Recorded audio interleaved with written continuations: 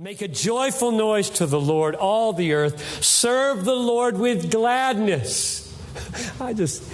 Sometimes I just get so amazed. People will say, I don't think you should be talking about the pursuit of joy. I think you should be talking about serving Jesus and obeying Jesus. This joy stuff is just... I think, what Bible do you read? Serve the Lord with gladness. Serve the Lord with gladness. This is not rocket science. This is clear. Serve the Lord with gladness. There is a kind of service He doesn't like. Murmuring service, bored service, glum service. Serve the Lord with gladness. This is biblical. Are we a biblical people, or just get our truths from our emotions or non-emotions? Psalm 32:11, be glad in the Lord and rejoice, O righteous. Shout for joy, all you upright in heart. Psalm 37:4, delight yourself in the Lord and He will give you the desires of your heart. That's a command, it's not a suggestion. Like, if you don't want to delight in me, that's okay.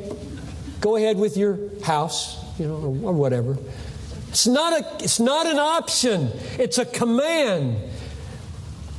Philippians 4:4, rejoice in the Lord always. And again, I will say rejoice. And he was writing from prison. And I want to underline and make sure I underline that you hear me say, Paul, when he writes like that, rejoice in the Lord always, and again I say rejoice, this man knew more suffering than all of you combined, probably.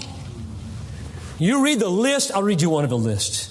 2 Corinthians 6. As servants of God, we commend ourselves in every way by great endurance in afflictions, hardships, calamities, beatings. If you were beaten for Jesus, I would like to know who you are. Come up here and tell me, I was beaten for Jesus, and I will bow down and give thanks for you and your faith. Beatings, calamities, imprisonments, riots, labors, sleepless nights, hunger, through honor and dishonor, through slander and praise. We are treated as impostors and we're true. We're treated as unknown and yet well known. We're treated as dying and behold we live, as punished and yet not killed. And here's the key phrase for me.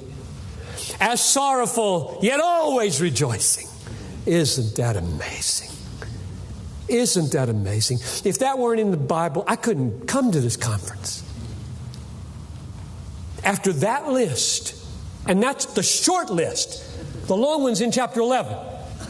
That's the short list of his pain. He said, sorrowful, but always rejoicing. I say to the guys over and over again at Desiring God, and I say to the staff at Bethlehem Baptist Church, among the several ways that we can describe the ethos of this ministry and this church, let this be near the top. Sorrowful, yet always rejoicing. I want you to be able to taste that.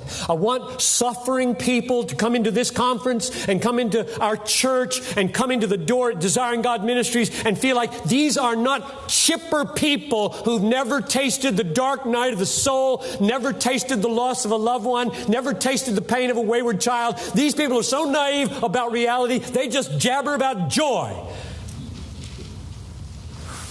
I don't want that.